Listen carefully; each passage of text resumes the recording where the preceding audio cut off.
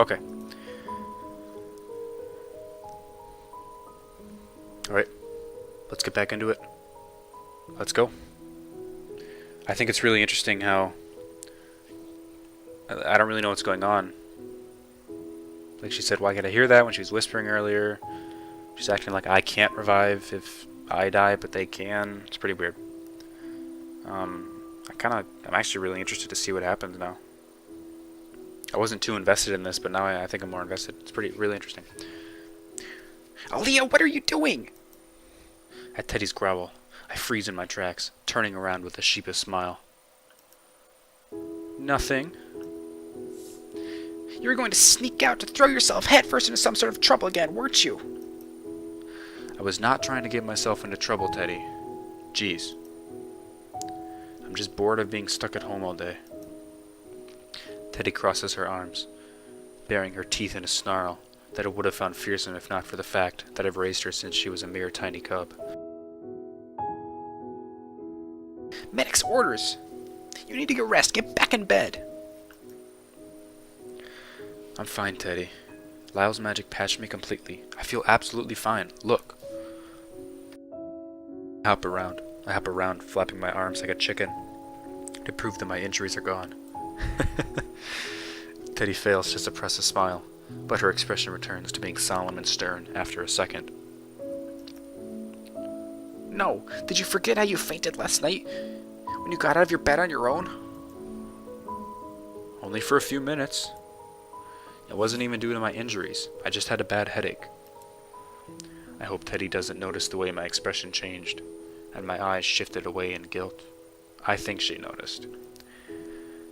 Now is not the time to tell her about the blackouts, and how I suspect my sudden passing out last night was another small blackout, despite my best attempts to prevent it from happening, and clinging on to consciousness even through a splitting headache. All the more reason for you to rest in bed. Teddy, it's been barely a day, and I'm already bored out of my mind. Do you want me to die of boredom instead of physical injuries? Our argument is interrupted by a sudden knock at the door. Eager at the prospect of a visitor to cure my boredom temporarily, I leap towards the door to pull it open. It's Avaria. Welcome to our humble abode. How may I help you? Avaria chuckles at my greeting and lets me drag her into the house, holding tightly to the giant basket in her arms. I can see someone is feeling much better this morning. I am. Please save me from the bear warden. Avaria sets down the basket, grinning in response at me. She opens her mouth to reply, but her words are lost on my ears as my attention is drawn to the gem at her collar that was previously hidden by the basket in her hands. Oh, it's glowing. Even in this drawing, it's glowing. Oh, sorry. To be more precise, the glowing gem under her collar, at her collar. Avaria's voice trails off when she notices I'm not listening to her, and she noticeably stiffens, her eyes widening to the size of saucers when she realizes what my gaze is on. Neither of us speak for a long moment, and I can feel Teddy looking between the two of us in confusion. What? Why are you guys staring at each other like that? Is it a staring contest? Ignoring Teddy's innocent remark, I lift my hand to point at Avaria's collar, embarrassed to see the trembles running up and down my arm. Evie, what is that? Is it just me, or is your brooch glowing? A nervous chuckle leaves Avaria's mouth, and her voice sounds a little strangled when she speaks. Glowing? What are you talking about? Of course not. Maybe you should go back to bed to rest. Don't lie to me, Avaria. Avaria's throat convulses as she swallows hard, ducks her head, avoiding my eyes. Okay, you're right. There's no point in covering it up anymore. This is what I wanted to talk to you about anyway. What are you talking about? What's going on, Avaria? Avaria doesn't reply, merely reaching out to pet Teddy on her head before asking Teddy to give us a moment alone. Teddy glances up at me in confusion, waiting for my response, and after a moment of hesitation, I jerk my head in a small nod. Go on, Teddy. Teddy gives us one last suspicious glance before scampering out of the room, muttering under her breath about secrets and unfairness. These freaking humans so unfair. They never let me in their conversations. Ugh. Psh. That's the door closing. Now can you explain properly? It's just the two of us. Avaria closes her eyes, rubbing at her forehead. She collapses on the couch, patting the seat next to her as an invitation. I settle down on the couch, still unable to tear my eyes away from the soft pulsing light emitting from her brooch. It's a long story. I might sound crazy. You might not believe me at all. At the pained look on Avaria's face, I can't resist reaching out to touch her arm in reassurance. I promise, no matter what you tell me, I'll believe you. Instead of making her feel better as I hoped, Avaria's face contorts further, and she lets out a frustrated groan. Why are you so nice to me, Airia? Why do you trust me? Because you're one of my closest friends. You're the brave, selfless warrior I've looked up to since I first joined the guild. I'm not, Airia. That's the thing. I'm not. What are you talking about? Airia, I'm not Avaria. I'm not the warrior who first joined the guild and became a vassal years ago. Alarmed, I shuffle away from Avaria, shake my head in confusion. Of course you are. Don't be silly, Avaria. If it's a prank, it's not very funny. I'm telling you the truth. Have you noticed any differences in my personality? Can't you tell there are changes, not just over the years, but even just from day to day sometimes? Avaria pauses, her voice lowering to a murmur. I guess not so much in these recent times. I don't really log out too often. I open my mouth to deny her argument, but when my mind flashes back to the faint memories of the Avaria I first met when I joined the guild almost 6 years ago, and the hot and coldness of her attitude last few years, the words refuse to leave my mouth. At my hesitation, Avaria's lip curl upwards into a bitter smile, and she continues. The truth is, I'm not Avaria. My real name is Evelyn. I'm a player from another realm, one we call Earth. What?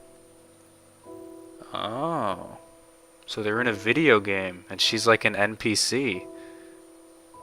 Huh. Okay.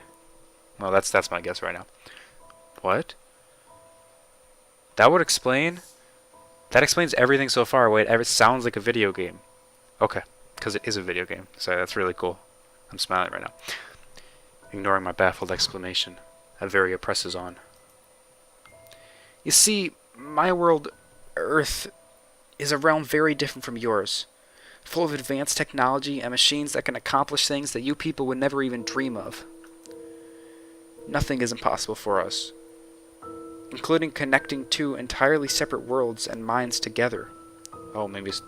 No, never mind. Avaria, have you gone mad? Are you feeling alright? I reach out in concern to press my hand against her forehead, but Avaria brushes my hand away impatiently, shaking her head. I'm telling you the truth. Please listen to me. In our land, there's a popular type of entertainment called VR MMORPGs.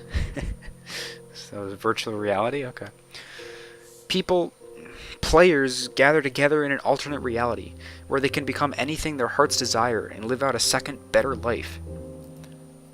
I don't know how, and I don't know why, but it appears that your world of Airis is a game, a virtual reality MMORPG, where us Earthlings can possess the bodies of the vassals in the guild to explore the land.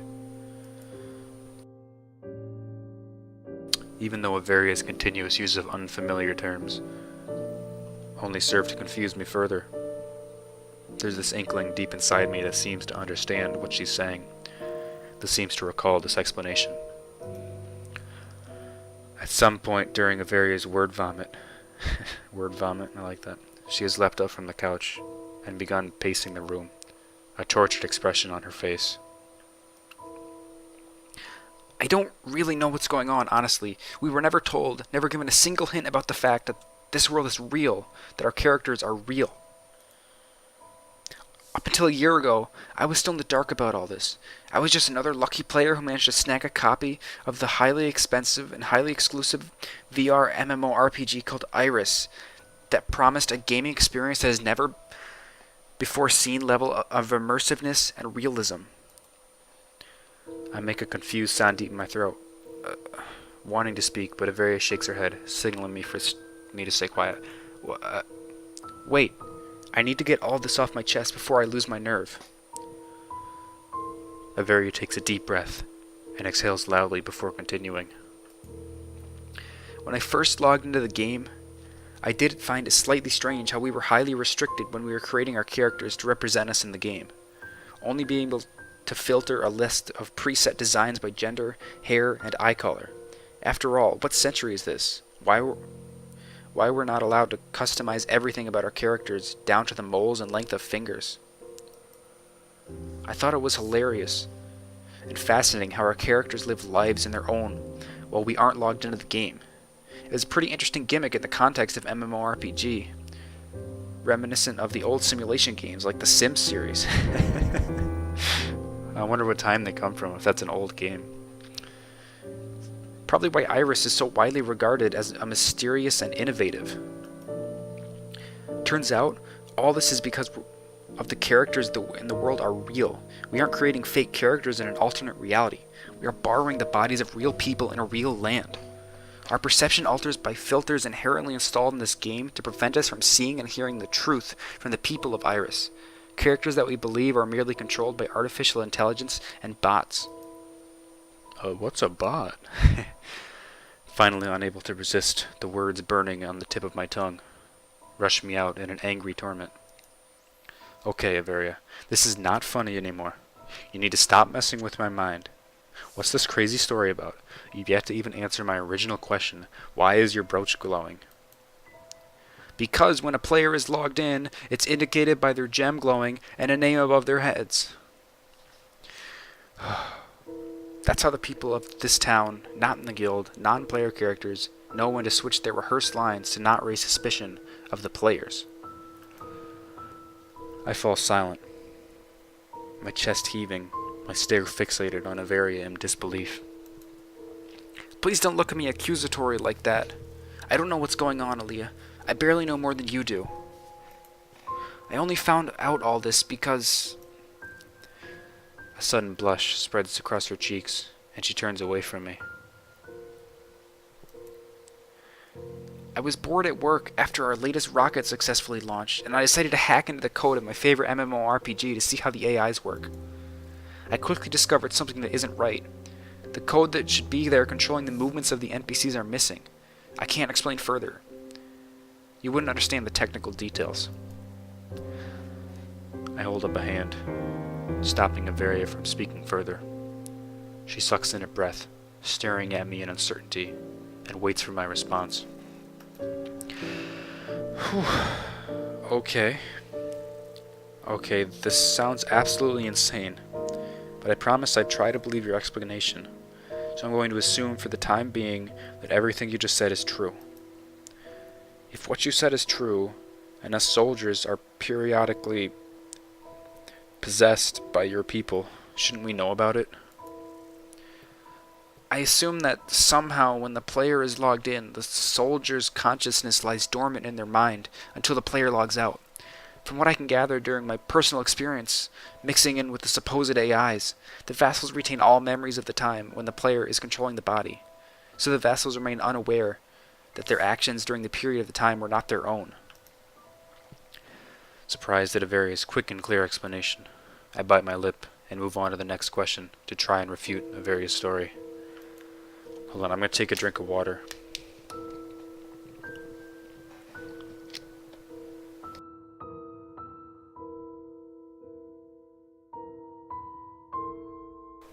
Okay, fine. Even if we can't tell them we are being possessed, surely we should be able to tell the difference when our friends and party members are being possessed. Us players have our perceptions altered by a filter. Who says yours don't as well? Especially when mind-altering magic already exists in Airis. It's not difficult to alter your perception and memory so that anything that is related to the other realm is filtered away, unable to be processed by your mind. Well, at least for the vassals. Somehow, for some reason, your people appear to know about this. Everyone in town is in on this. They must have agreed to this arrangement, since they play their roles as NPCs well when us players are present. I can't help but bark out an incredulous laugh, crossing my arms in front of my chest. Now you've definitely gone mad. That's absolutely ridiculous. I think I can tell if my memories are real or not. Then explain this. Avaria taps the still glowing brooch. Wow, I actually said that for once. Brooch in front of her chest, her shoulders slumped in exhaustion.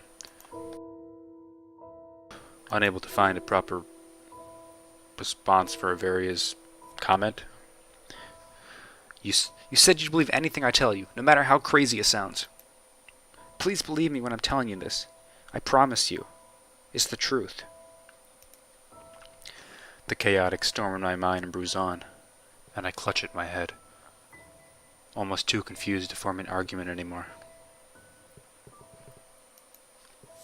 But if you're right, then why can I understand what you're saying? Why can I see your glowing brooch? Shouldn't I be unable to process all of this because of the mind-altering spell? I think the magic that should be filtering and altering your memories and perception is failing for some reason. I think that's why you've been having these blackouts and hours unaccounted for in your memory. Instead of remembering what your player has done while logged in and being unaware of the temporary possession, as one may say. Because of the fading spell, you notice the holes and gaps in your memory. My eyes widen as I process her explanation, and despite my absolute reluctance, the remaining pieces of doubt fall away. The puzzle pieces all fit together. It makes sense. It feels right, yet at the same time it doesn't. This is the most ridiculous tale I've ever heard, and part of me wants to laugh, but I'm afraid I might burst into confused tears instead. Avaria seems to sense my inner turmoil, and she steps closer, concern written all over her face. Alia, are you alright? Yes. No, I don't know. I don't know anything anymore. So you do believe me? Well, okay. Do I believe Avaria's insane story? How can this possibly be true? Yet why do I get the feeling she's speaking the truth? Me, as a human, obviously I believe it. Alia? I don't think she believes this. I don't know. It sounds too far-fetched, too out of this world to be true. Besides, I can't imagine that our king would agree to such an arrangement as Avaria implied, let alone deliberately keep us vassals in the dark about it. Still, I can't shake off the feeling that there is some truth to what Avaria said. So does that mean that when you're the NPC, I'm doing quotes, you can't see, when you're the quote NPC and you die, you stay dead, but if you're the person controlling the NPC, you could just revive because it's a game? Interesting. A frustrated groan leaves me, and I rub my temples, trying to ward off the impending headache. I don't know. Don't ask me. Alia, you know I'm speaking the truth. I wouldn't lie about this, would I? Oh, I don't know about that, considering you've been lying to me for... how long has it been? Years? You're possessing the real Avaria right now, aren't you? How often do you possess her body and rob her of her freedom? 15 hours a day? 20? More? Avaria's eyes instantly dim in guilt, and she bites her lip, reaching out to touch my arm. Alia, please, don't be mad. It's not like that. It's not.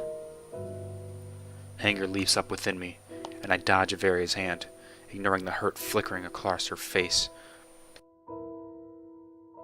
I'm suddenly overwhelmed by this absolute rage deep inside me, And even though I know it's not completely directed at her, nor does she deserve all this anger, I can't help but lash out.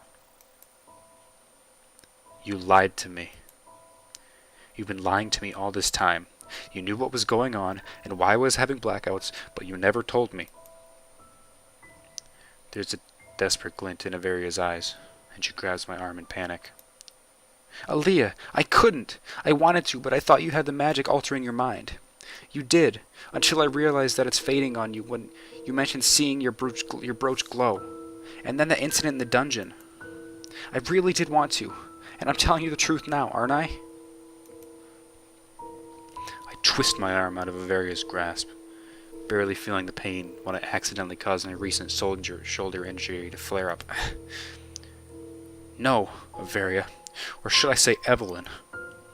Even worse than lying to me, you've been pretending to be someone you aren't. You're an imposter. Get out of Avaria's body at once. Tears are now glittering in Avaria's eyes, and I quickly push away the tiny twinge of guilt in my chest. No. She's the one at fault, not me. I'm sorry. I know it's no excuse, but I honestly wanted to continue investigating this whole You're right. Whatever reason you have is no excuse. Get out. I don't want to hear your excuses anymore. Alia, please listen. Get out. Avaria sends me another helpless look, but this time she obeys my request, walking towards the door. Alia, please, would you... No! Grabbing her shoulders, I give her a final shove until she's out of my house, and I slam the door in her distraught face. Avaria bangs on the door, yelling apologies and pleading for a chance to explain. But I ignore her. Only when I'm certain Avaria has left do I let myself slide down the door. I'm sorry. Only when I'm certain Avaria has left do I let myself slide down the door to the floor, my head in my palms, confused tears streaming down my cheeks. So I wonder if Teddy knows.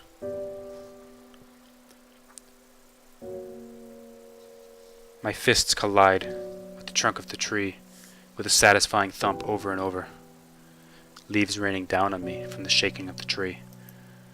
The rough bark scratches against my hands, and I can feel the sticky wetness of blood. But the pain is muted by the rage still pouring through my veins 2 days after Avaria's revelation. I didn't want to believe it, but after walking out into the streets, the flashing gems at the collars, belts, sleeves of half of the vassals passing by, make it impossible for me not to believe. Even after days have passed, I'm still so angry about all this, which is why I'm here in this forest, taking out my frustration and rage on a poor, innocent tree.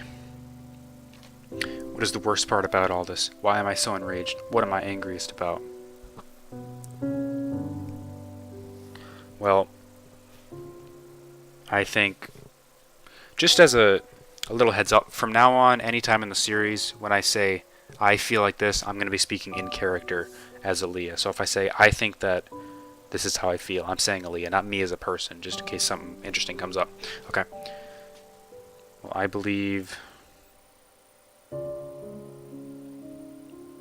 I think I'm most upset about Avaria lying.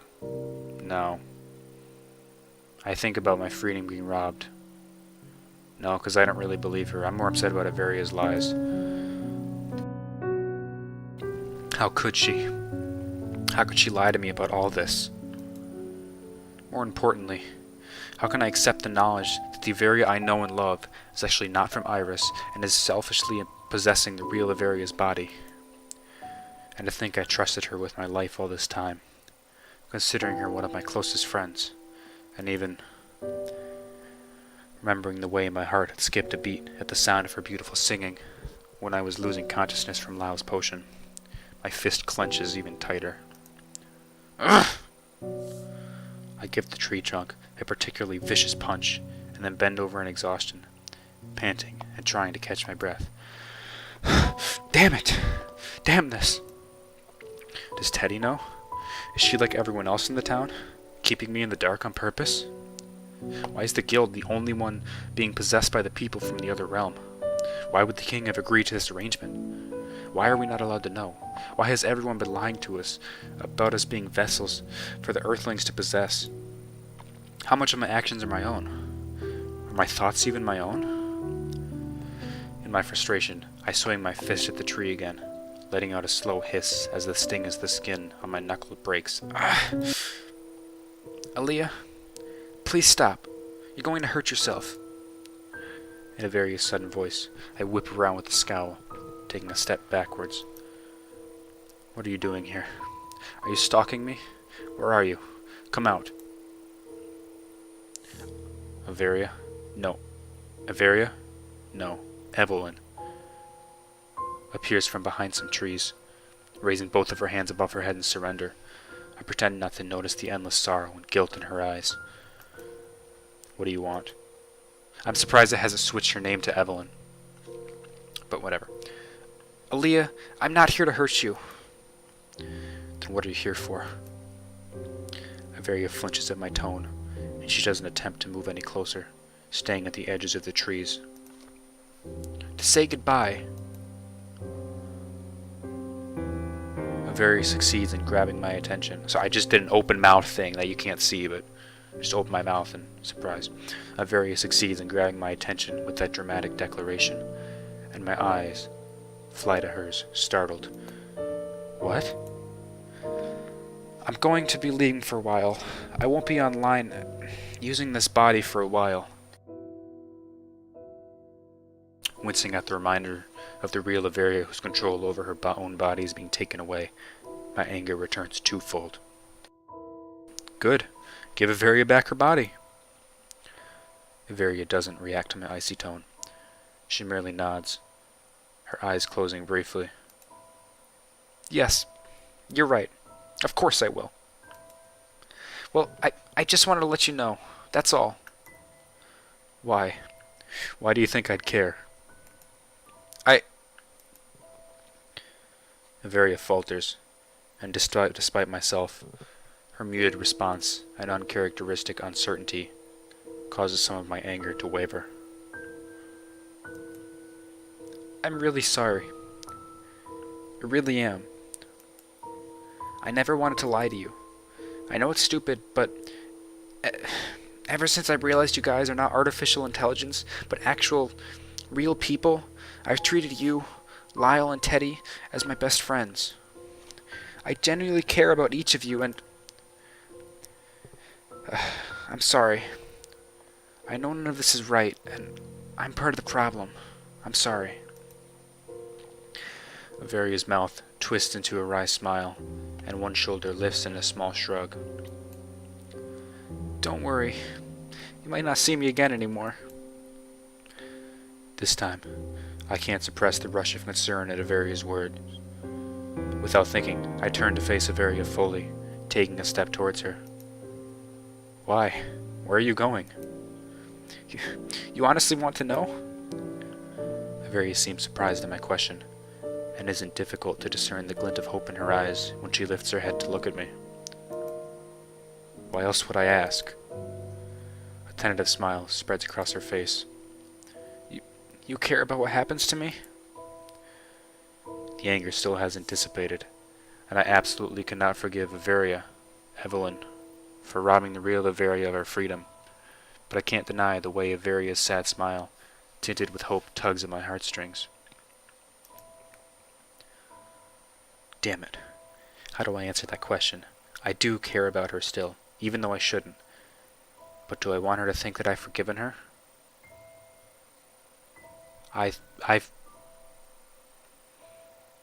She's a good friend of mine. I've forgiven her. As upset as I am about what Avaria told me, she's still one of my best friends, and it's obvious I would care about her. I don't want to lie about it, just to hurt her. Avaria visibly brightens at my words, a smile lighting up her face. For some unknown reason, her clear relief and joy at something as simple as my admission to caring for her causes my heart to clench at the sight, but I tried not to let it show. Well, are you going to answer my question? Almost eagerly, Avaria nods, and then hesitates as she replies, I... I'm just going to do some investigation. Wow, I really messed it up. Apologies. I'm just going to do some investigation on my own about the link between our worlds in the game, on my end. What? What do you mean? What are you planning to do, Eve? I break off, still confused by the situation and uncertain about what I'm supposed to call her. Avaria's face falls further when she notices the abrupt end of my sentence, probably understanding my train of thought. Nothing. Nothing. I can't really explain it because I don't even know myself yet. I need time to figure out a game plan. I just know I'm going to be busy in real life for a while until I dig up more helpful information. I don't know when or if I'll be back. No, wait. Don't do anything rash. I won't. A shadow of Avaria's usual sassy, cocky smile returns to her face, and she gives me a quick wink. I'm never impulsive like you. Despite the tension between us, I can't bite back an incredulous chuckle. I beg to differ. Don't worry, I'm going to be just fine. I know what I'm doing. Her reassurances do not sound convincing at all. I take another step forward, intent on demanding a further explanation and calling for a halt to her plans, but she speaks up before I have the chance to.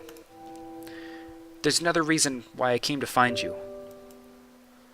Kylan.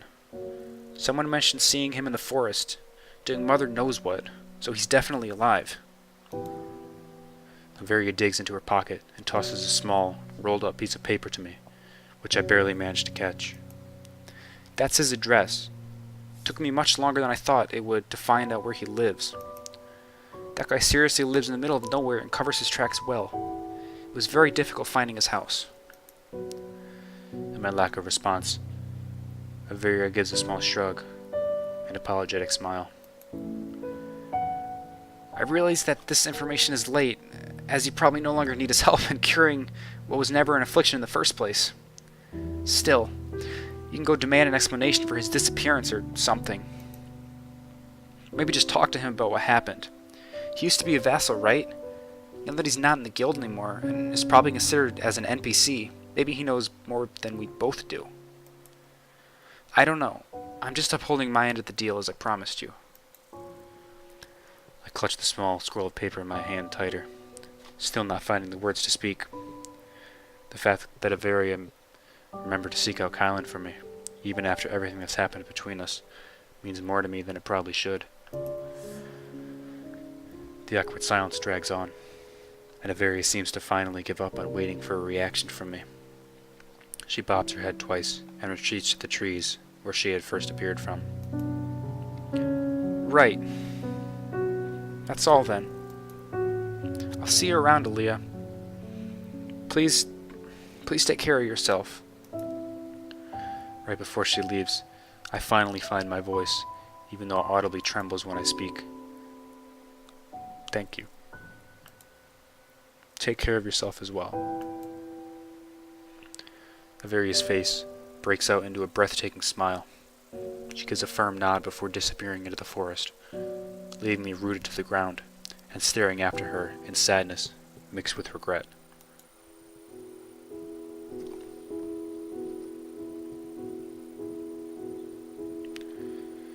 And I think that is a pretty good time to stop this episode. Thank you guys for watching. I really appreciate it. I hope you like this series. As usual, thanks to no one for watching, and bye-bye.